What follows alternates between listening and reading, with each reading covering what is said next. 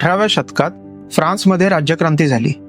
त्यानंतर अगदी आत्तापर्यंत अनेक देशातील मिडल क्लासने त्या त्या देशात क्रांती घडवली. तेव्हाच टिपू सुलतानने आपली मिलिटरी अत्याधुनिक केली आणि पुण्यामध्ये त्याच काळात अनेक ठिकाणांना आपलं स्वतःचं वेगळं अद्भुत असं नाव पडलं. तुम्ही म्हणाल ह्या सगळ्याचं कनेक्शन काय? फ्रेंच राज्यक्रांती ते पुण्यात होणाऱ्या ठिकाणांची नावं ह्याचा संबंध काय? हे सगळं बघू या व्हिडिओमध्ये. नमस्कार, मी राधेय अँड वेलकम टू इतिहास मॅटर्स.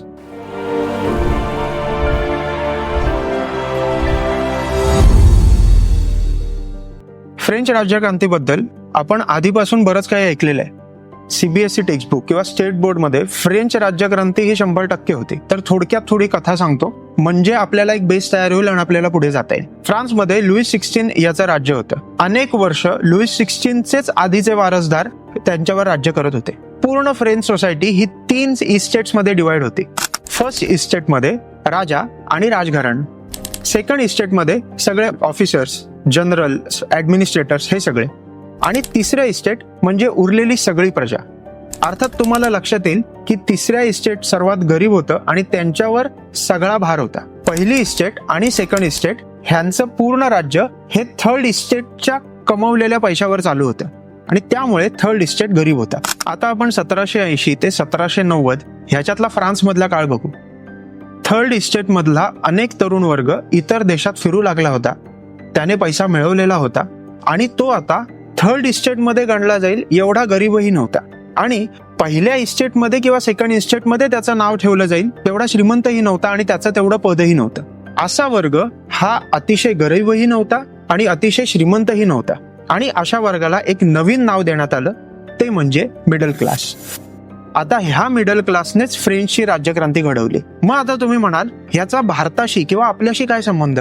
परफेक्ट 21व्या शतकात अण्णा हजारे आंदोलन असेल किंवा 2014 मध्ये पूर्णपणे सत्ता पालट असेल, हे सगळं मिडल क्लासने केलं हे तज्ज्ञांनी प्रूव्ह केलेलं आहे. अर्थात ह्या मिडल क्लासचा फ्रेंच राज्यक्रांतीमध्ये असलेला प्रभाव हा आपल्याला भारतामध्ये स्वातंत्र्य प्राप्तीनंतर कायम दिसतो. अरविंद केजरीवालांनी आम आदमी पार्टी असं आपल्या पॉलिटिकल पार्टीचं नाव ठेवलं. त्यातला आम आदमी म्हणजेच मिडल क्लास. स्वातंत्र्य, बंधुता आणि समता ही तत्व आपल्याला फ्रेंच राज्यक्रांतीने दिले हे आपण कायम शाळेत शिकतोय. मिडल क्लासचा झालेला उगम आणि त्याचा आपल्या राजकारणावर आणि समाजकारणावर अजूनही होणारा प्रभाव हे समजून घेणं तेवढंच महत्वाचं आहे. आता या मिडल क्लासने एक स्वतःचा क्लब तयार केला. नवीन विचारांचे वारे पूर्ण जगात फिरवायचे आणि त्याने क्रांती प्रत्येक देशात घडवायची हे त्यांचं उद्दिष्ट होतं. ह्या क्लबचं नाव होतं जॅकोबियन क्लब. आता हे मी जॅकोबियन क्लब बद्दल मुद्दाम का सांगतोय हे तुम्हाला पुढे समजेलच. आता आपण परत येऊ 18व्या शतकात. 1760 साली पानिपतचं युद्ध झालं होतं आणि त्या युद्धात पेशव्यांना कळून चुकलं होतं की आपली युद्ध पद्धती आणि युद्धनीती आता बदलायला हवी. तेव्हाच वसाहतवादाचे वारे पूर्ण भारतात फिरत होते आणि ब्रिटिश आणि फ्रेंच हे आपली कॉलनी पूर्ण देशात आणि भारतीय उपखंडात स्थापन करत होते. पेशव्यांना हे कळून चुकलं होतं की वसाहतवाद्यांना हरवायचं असेल तर आपल्या आर्मीचं डिसिप्लिन बदलायला हवं. आपल्याला नवीन तंत्रज्ञान आणि नवीन युद्ध पद्धती आत्मसात करायला हवी, आणि त्याचा विचार पेशव्यांच्या आधी कोणी केला असेल तर टिपू सुलतानने. टिपू सुलतान हा म्हैसूरचा नवाब झाला. तो म्हैसूरचा नवाब झाल्यानंतर त्याला समजलं ब्रिटिशांना हरवायचं असेल तर एका मोठ्या शक्तीचा पाठिंबा आपल्याला हवा, आणि अर्थात फ्रान्स तयारच होतं.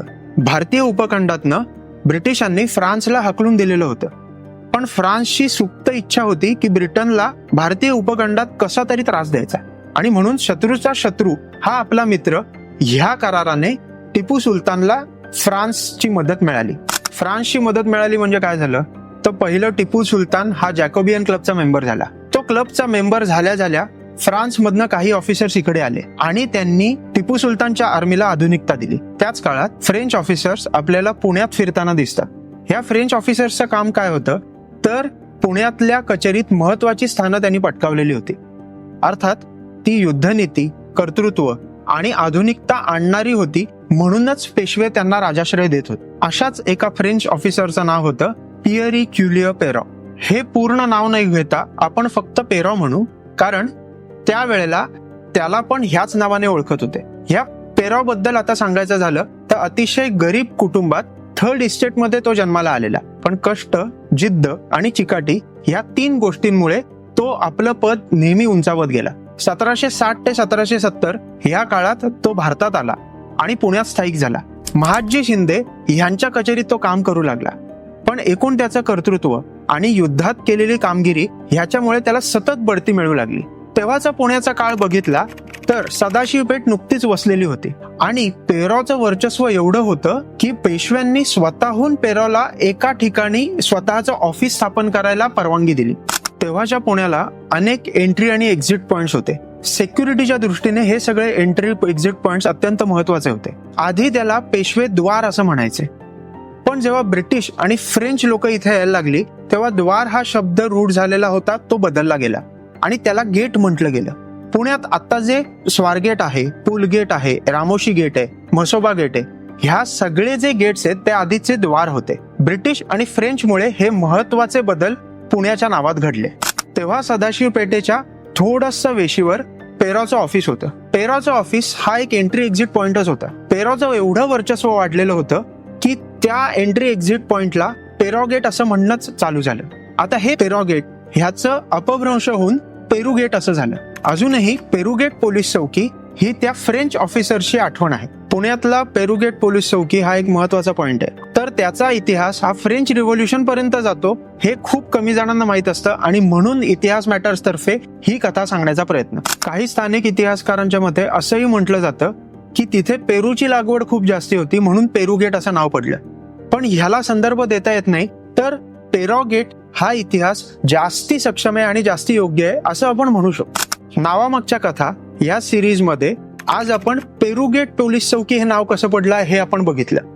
जर तुम्हाला रत्नागिरी हे नाव कसं पडलं हे बघायचं असेल तर वरती मी डिस्क्रिप्शन दिलेलं आहे, ती लिंक ओपन करून नक्की बघा. थँक्यू सो मच हा व्हिडिओ पाहिल्याबद्दल. तुम्हाला ही कथा आवडली असेल तर नक्की लाईक करा.